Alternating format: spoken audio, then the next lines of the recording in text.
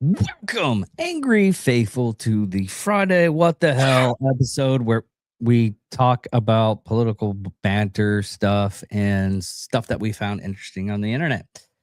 Now, And that sometimes it's stuff we found interesting. You might not, but we did. yeah. And if you don't, do we care? Maybe a little. No. No, in a bit. I'm pretty much a evil person. Now, the first topic that we're going to talk about is the main title is our gas prices going down. The problem with that is tenfold, but this is what Trump said this week on that.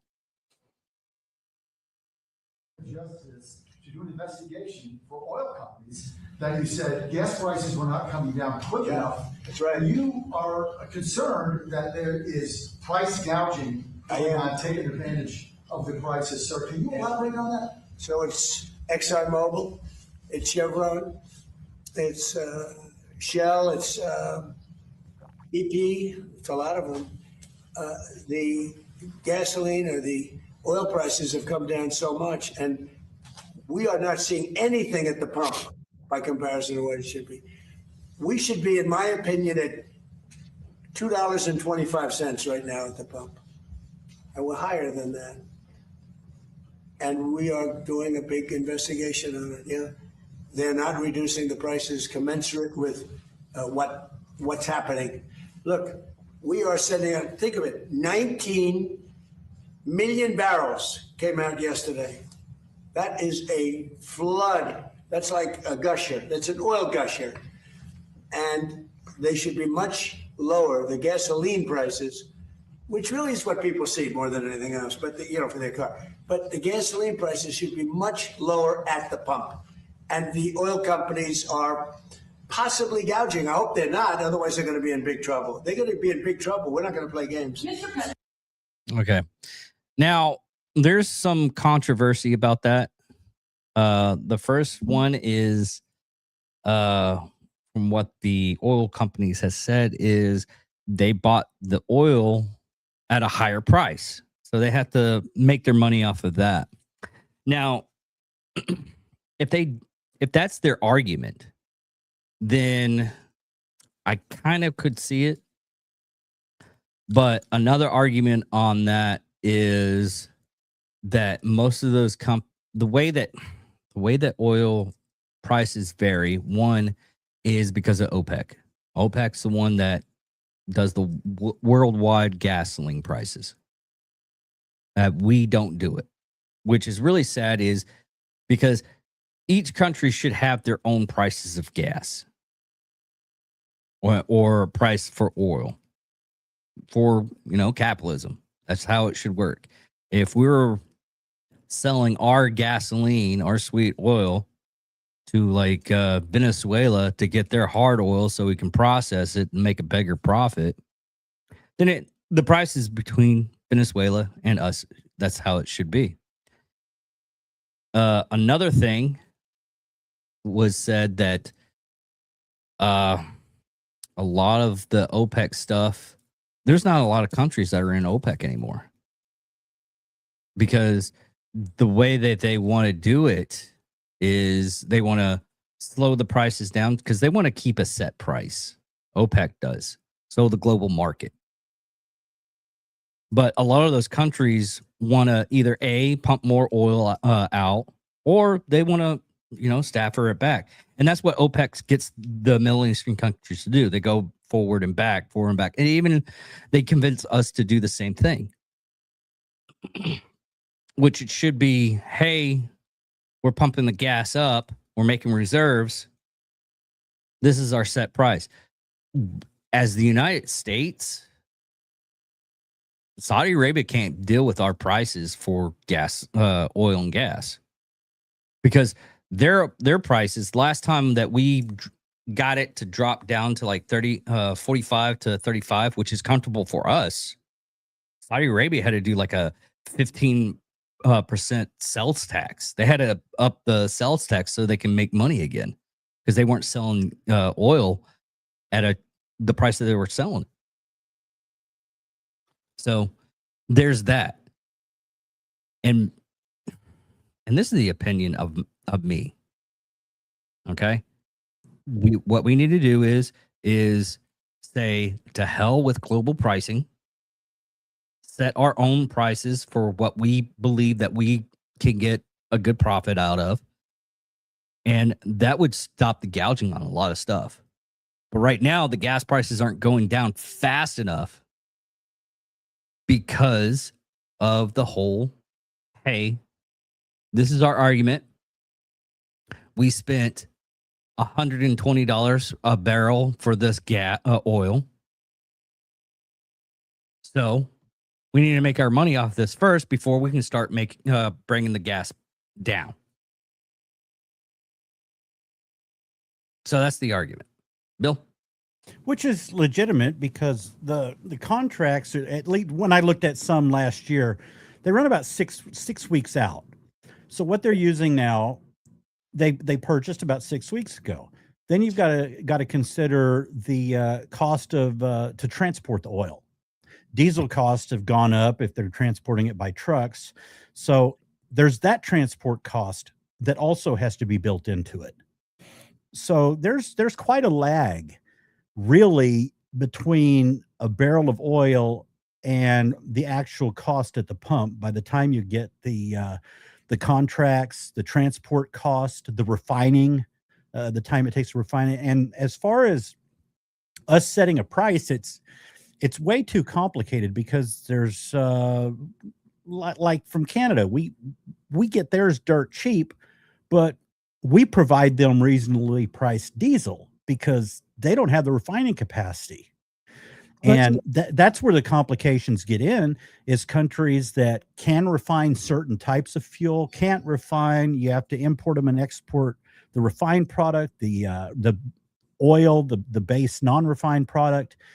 That's the complexity in the world. But okay, you can figure out the logistics of it, okay, of how you can transport your product. No matter what, that's part of the pricing on almost everything. Okay, that's the reason why prices in the store and everything are high, and some of their times they're up. It's because gas prices does revolve everything in the world. But if we did all of our stuff in house, say we're like you said, we're giving cheap diesel to Canada. In return, we're getting oil, which that's part of the pricing and everything of delivery or whatnot. Again, with the mosquitoes, get you a fogger. My dad, I'll ask Dad if he'll let you borrow his fogger. But anyways, I actually don't. I don't know what's going on here. I don't know if that was a mosquito or a little spider dropping from the sky. Yeah, right in front of the monitor. That's funny. But in this logistics, you can figure out all that stuff because you could give cheap diesel to Canada, and that's another thing. And we'll get into that. And you can get cheap gas to other countries and everything, or other places in the United States. But that's where a lot of people don't understand how oil companies make their money. A lot of companies don't make their money off of the oil they pump out of the ground, but they make their money by refining it.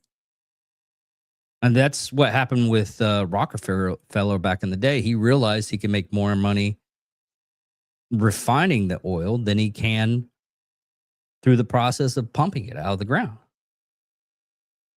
And that's what ended up making him super wealthy, to the point to where they did a monopoly. They felt that he was a monopoly, so they had to separate it all. Because his company was Sunco. Right, but it's just today it's much more complicated than it was back then. You didn't have trade with the world like you have. You didn't have, some countries can refine it, like India can refine the hell out of it. Australia, they have 2 refineries now. They import just about all of their oil. Well, California, the whole West Coast is an energy island. It's basically cut off, and they're having to import it from Asia and our Gulf because they don't have the capacity. So They that's a lot of complexities in the price of oil. They price of have gas. they have the capacity if they actually started drilling. There is vast reserves on the West Coast. It's just they Well, decide not to do it because they rather have other people do it, and they're exporting pollution. yes, basically they're exporting pollution. That is a great way to describe that. They're exporting pollution or they're exporting slavery, and they really are, and it's ridiculous. You have to see, hey, we need to do it this way so we can actually start making money. And it's really ridiculous. Or it looks like with the new possible mayor of LA that New York is exporting communism and they're importing it. I could see that. So we've got that export import going. The other thing right now, as far as a quick move in the price of gas, is all these countries they have to rebuild their reserves. He used all the reserves, so you've got that going too. The contracts possibly 6+ weeks out, and then all the countries trying to fill their reserves. And then Iran doing its shit again, and he just needs to blow them straight to hell. Yeah, he needs to make that place. Screw it. Yeah, just screw it. Honestly, I'm totally with you because it was another drone attack. It was 3 attacks, but they knocked down it was 4 attacks. They knocked down 3, but they weren't able to get the 4th one. And then Vance made a statement, we'll fight. I think it went something like, we'll fight violence with violence. They attack us, we attack them. No, screw it. Get it over with. Here's the thing. They didn't even think American. It was a Singapore transport ship that they attacked. Singapore. And I'm kind of forgetting who's Singapore connected to? I didn't look into exactly why that particular one was, but I think part of it had something to do with the shipping lane that it was in. Okay. Here's the Singapore. Who's connected with Singapore right now? It's the United States, China, Malaysia, Indonesia, and the United Kingdoms. I think why attack Singapore? I mean, I thought China was helping out Iran. I don't think it. I mean, they've hit Chinese ships. They hit a Chinese one with it. I don't think the country matters. I don't think that's what's at play, is deciding the country. I think it might be some side elements within their country that don't even have anything to do with the real negotiations because they're so fractured. Okay, here I believe that you're right. They're so fractured. And it could be, and this is just being polite. I believe that their orders are not coming from the regime in one way. I think the way it is it's going from, hey, I have an idea and I got these drones. Let's try this out. And it's some general going, okay, yeah, sure. As long as they say it's because of the jihad, then it's perfectly fine. They don't care. They don't care about their own people. I mean, I seen this one video of it was like ask our spiritual leader questions. And the guy was like, "Hey, I'm not gay, but I let a guy do sexual acts to me so I can open up my crevice so I can put more explosives in there for the jihad. And the spiritual leader was like, "Oh, if it's that is not haram. That being gay is not haram. But if it's for the jihad, I mean, you got to do what you got to do." That and I was like, "Ha ha ha, that's AI." Ha ha ha on me. It wasn't AI. It was true. I was like, it was like super unbelievable. I mean, I don't know if he was packing the C4 or what, but getting it packed in.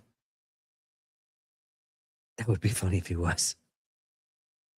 I was like, "Are you gay?" No, I'm not gay. He's just packing the C4 so I can do jihad. Ah, no, it's not gay.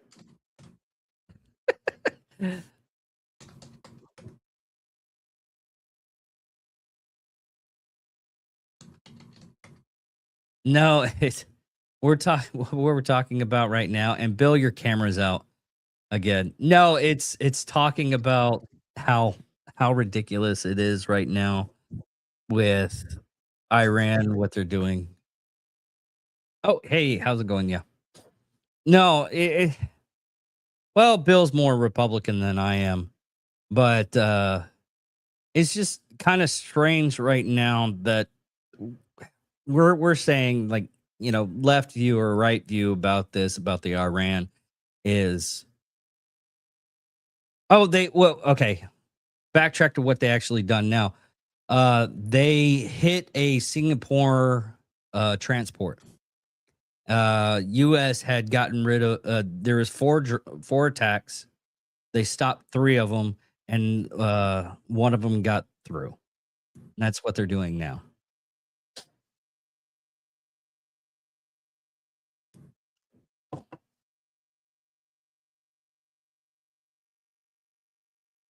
Working on it.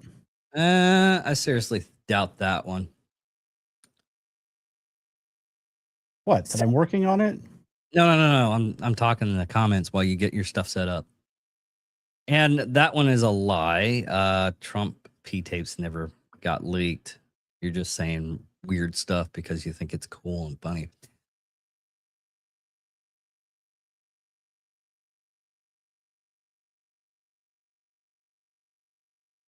Yeah, it is a neutral faction. Singapore is part of like China, Malaysia, Indonesia. I'll go over this again. It's United States, China, Malaysia, Indonesia, and the United Kingdoms. So yeah.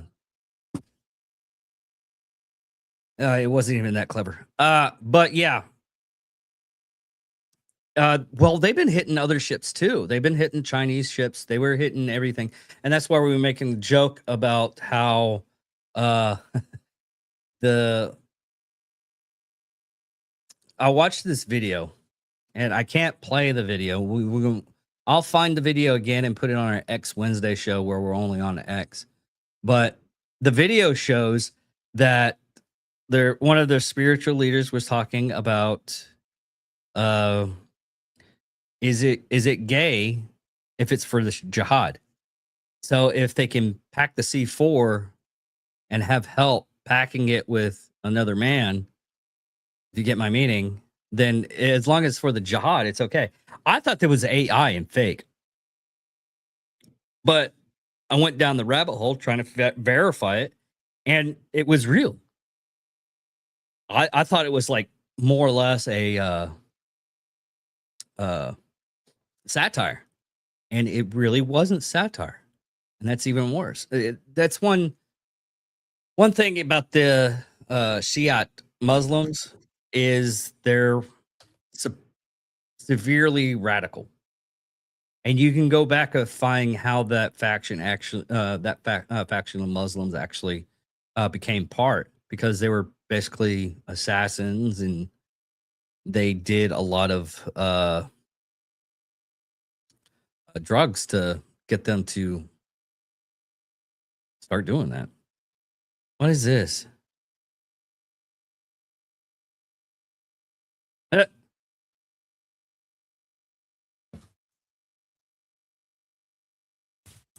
that was the general idea with the power vacuum there. That's why when Trump first started doing this, he wasn't saying regime change. He was totally against it because once you have a regime change, you have a mass of you have civil war. You don't know who's going to be in control, so you can't, get a treaty started. And they got rid of what they believed was the bad actors that was causing a lot of the stuff that's been happening for the last 40 to 45 years. That whole government is trying to take over the world, and we've stopped it for a while. But yeah, it's a bad power vacuum right now.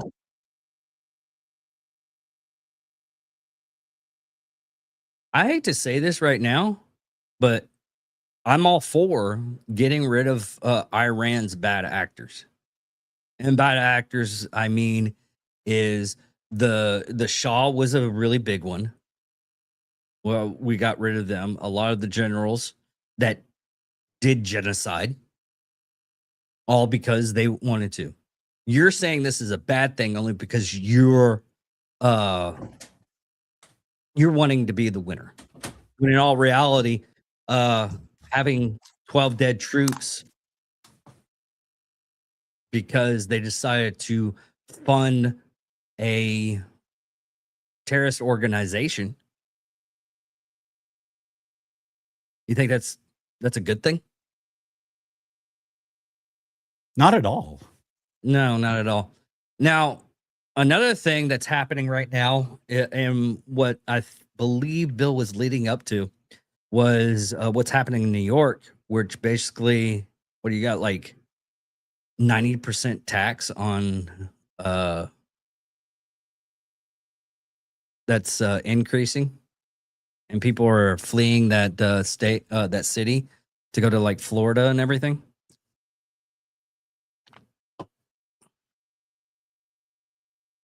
Bill, you weren't ready, were you? Communism. Yep.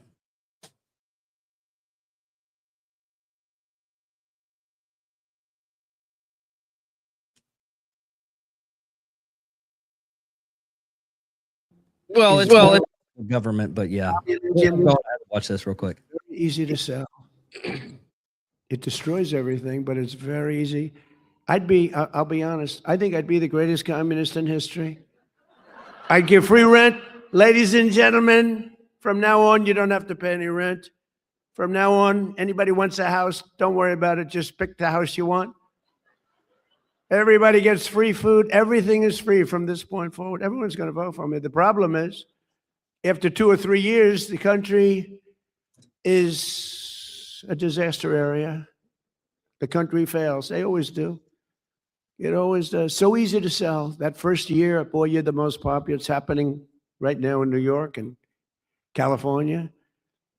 But you'll start living in squalor. You'll live in squalor. There will be no food. There will be no housing. There will be no military. There will be no law and order. There will be no nothing. There will be no nothing. You'll be a third world inhabitant in every way, and everyone will suffer or die. You'll suffer or die. That's what happens. For thousands of years, it's been happening by different names. Thousands of years. I'm telling you, I'd be the greatest communist in history. It would be so easy. You wouldn't have to work. You could stay home. The problem is a couple of years go by, the whole place collapses. Always does. Always has. But I'm sorry to say, but assassinations of those who oppose them is a very important element of their ideology. Assassination's a big deal for them. They're animals. They're animals. In many cases, they're not smart, but in some cases, they are. It's easy for them to get followers because they make promises that they know they can't keep. And the Democrats aren't fighting back. That's why they're dumb. They're not fighting back. They're afraid. I watch Schumer. He's afraid to fight. I watch guys that are pretty normal and guys that we oppose, they're afraid to fight. The Democrats have taken a tremendous turn left. And many of these people, I looked at some of the people that got elected the other night in New York. these are in many ways stupid people, in some ways and intellectually probably pretty smart, but they're people that want to destroy our country. They hate our country. They hate our people. They hate the Democrat Party. The Democrat Party is in big trouble because this isn't stopping with New York. This is going all. Too easy to get elected, giving everything away. Too easy to get elected. Very dangerous, but you'll soon have nothing left. That's the problem. In many ways, they're allowing them to just go their own way, do your own. We don't want to take a chance on saying anything bad because we're afraid we're going to lose our jobs if we do. They're afraid they're going to lose their election if they even think about saying anything bad about this new breed of sick people. They're not smart enough or tough enough to fight the plague that's happening. It's happening right before your very eyes. If they fought them the way they fight Republicans or the way they fight me, they'd be victorious. They didn't beat us, but they'd be victorious against the communists. But they don't have the courage to do so. So they're turning communists themselves. It's becoming a communist party. These are not social democrats. These are hardcore, godless communists. They're godless communists. All communists are godless. They don't believe in God. This is the most serious threat to our country since its existence, in my opinion, 250 years ago. This is a major threat to our country. It isn't something that's easily solved, but with a little love and help, some hard work, because it's ironic, we're celebrating a very important birthday, our most important birthday so far, 250 years. And instead of speaking about Christ, and instead of speaking about freedom and victories of all different kinds, we're speaking about yet another threat to the foundations of America. These ruthless communists will attack all religions, but in particular Christianity. They always do. They're after Christianity more than any other religion. It seems to be more and more throughout the world, maybe because we're doing so well. I don't know. Maybe if we weren't doing well. But you see the numbers, how they're growing, how the churches are filling up. It's a beautiful thing to see. I mean, look, it happens to be during my presidency, so I don't mind taking credit for it. I'm very proud. But a lot of great things are happening. All communist countries attack religions violently. It's part of their deal. Okay. Talking about that, and yeah, talking in the comments, Bill, you just go video list for right now. Yeah, there's a thing that a KGB agent back in the 80s, he went on TV, basically planning out how long it's going to take for communists that take more precedent at the time.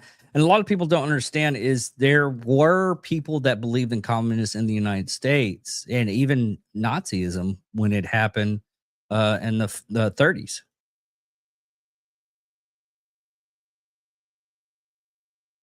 Yeah, you're right. There is like a mixture of it. But the thing is you don't want to overuse the money that you have. You got an infrastructure. You're supposed to have an infrastructure to where you can pay for stuff that actually needs to be paid for. One of it is going to be the roads. Another one's going to be security, police, firefighters, and first responders, EMS. Then you're going to have the protection of the border, which we didn't do well during the Biden administration. And oh yeah. If you look up what's really funny about Henry Ford, and yes, you're absolutely right. And when it came down to it, the government almost went down on a hammer on Walt Disney and Henry Ford. There's a book out there that Henry Ford wrote that is really yes, education, food, and housing. But Henry Ford, there's a book let me find out, because Henry Ford made a anti-Semitic book. Henry Ford's anti-Semitic book. It's called the International Jew, the World Foremost Problem, and it was he published it in 1920. It is ridiculous. Hold on, let me bring it up. See if I can bring up the image of the book. But yeah, this is the book. We'll go with this one. That wasn't it. This is the actual book.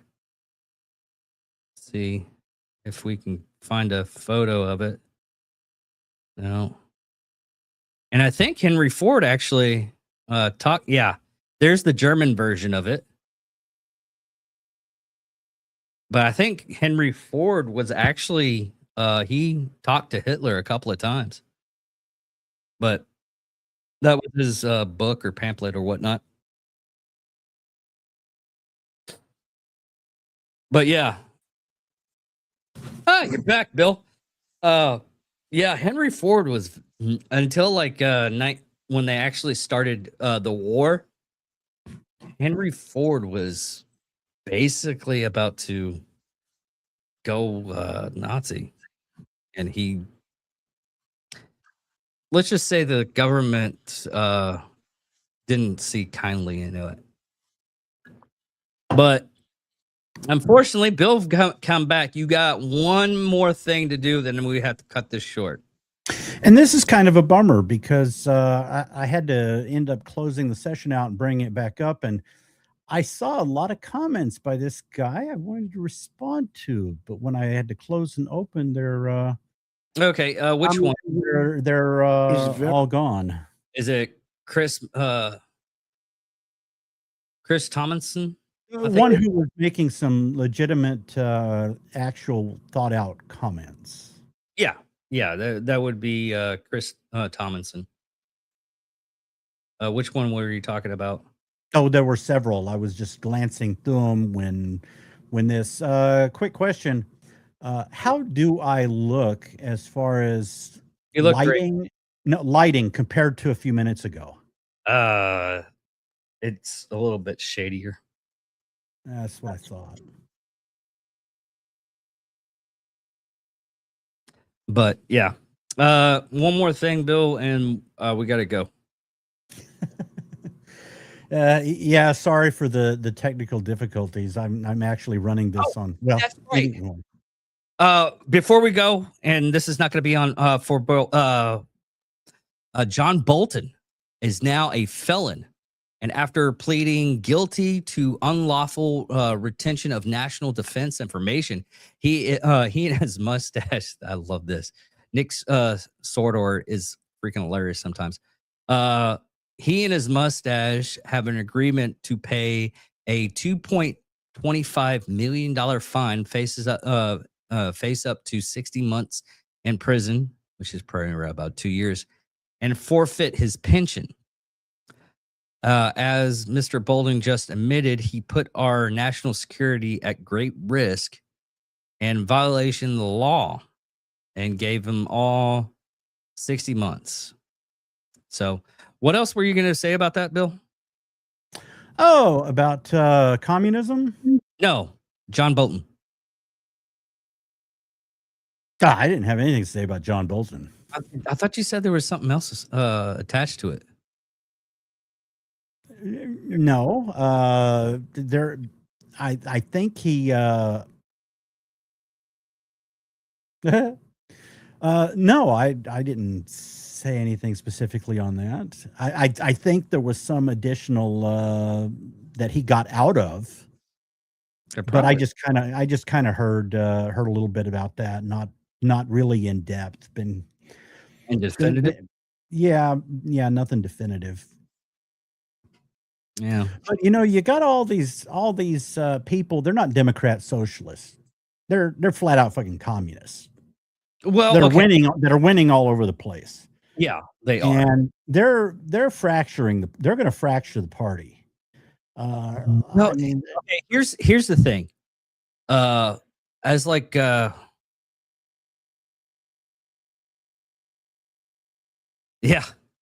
Well, here's the thing about people pulling out of the money scale, because I think we talked about this last week. I'm not really sure. Is the Democratic Party they only have like $3 million, and the uh, what's the GOP, the Republican Party, Yes. RNDC, they have like $168 million. So people are giving money to the Republican Party. And the act that just happened just recently about the mail-in ballots, where Trump just said, "Hey, I pretty much control the U.S. Postal Service, so we're going to stop mail-in ballots." Did you hear about that? Yeah. But yeah, it's. I'm all for a decent Democrat. John Fetterman is one of the few ones, and he's the only one I know of because he's the one that is publicized more often. He's in the spotlight more. He's a reasonable Democrat.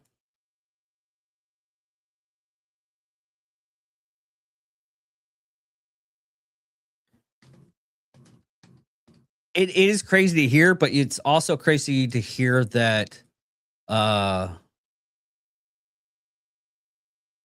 Harris spent only around about $1.6 billion on her campaign to become president of the United States, and there are still people trying to get money from the Democratic Party because they still owe money.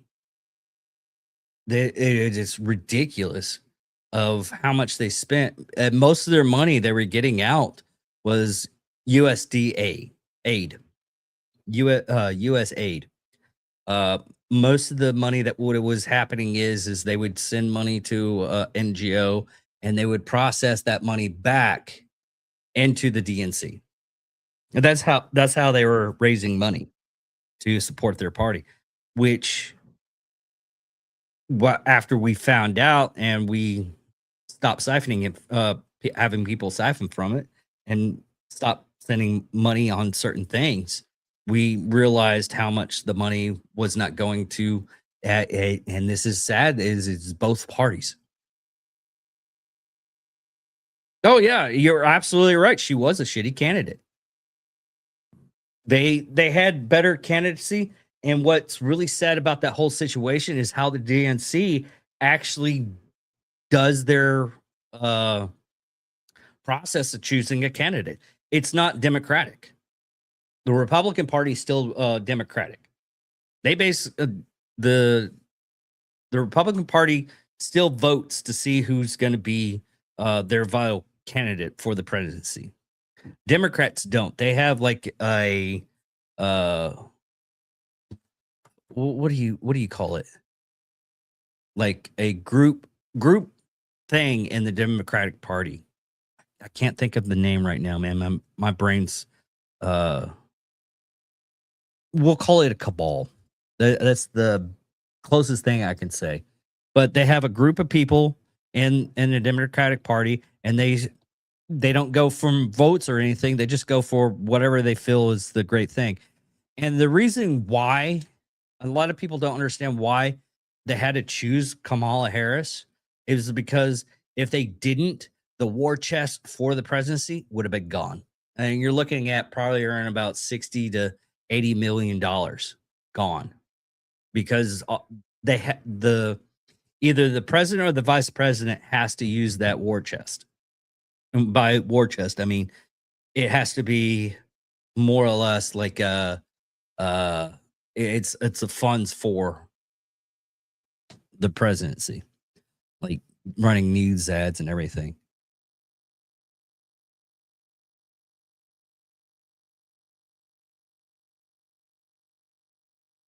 It would have been a tough fight. Yeah, I do believe that Bernie Sanders would have been a tough fight, but I don't see him as a viable candidate. they're what they did to Bernie Sanders, and this is not me going off of the fact of I'm a Bernie supporter. I don't like a lot of his socialist ideas. Now, saying that, what they did to Bernie Sanders was against democracy or the republic, whatever you want to. We're in a republic, a congressional republic. But what they did to Bernie Sanders was appalling because they wanted Hillary Clinton to be a president. So they cut Bernie Sanders out. They cut it. And for that election, if Tulsi Gabbard got it, that would have been even better battle. Honestly, I love Tulsi Gabbard. She is really, really good.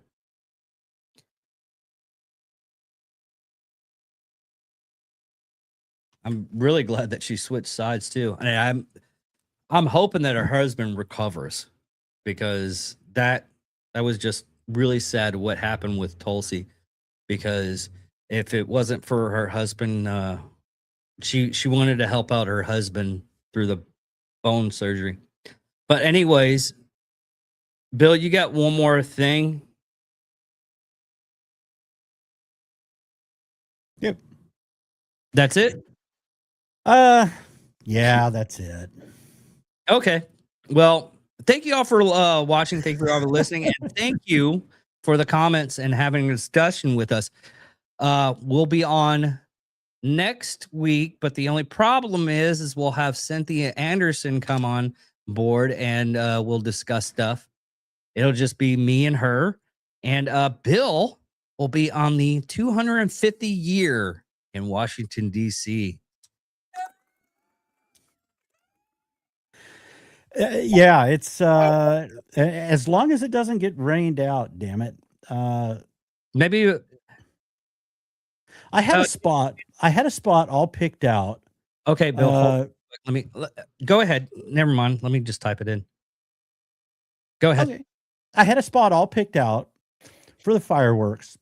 I had it down to the latitude and longitude of the perfect spot to watch the fireworks, to record it, down to the AI going, okay, sit here, and it'll be postcard perfect view of the fireworks.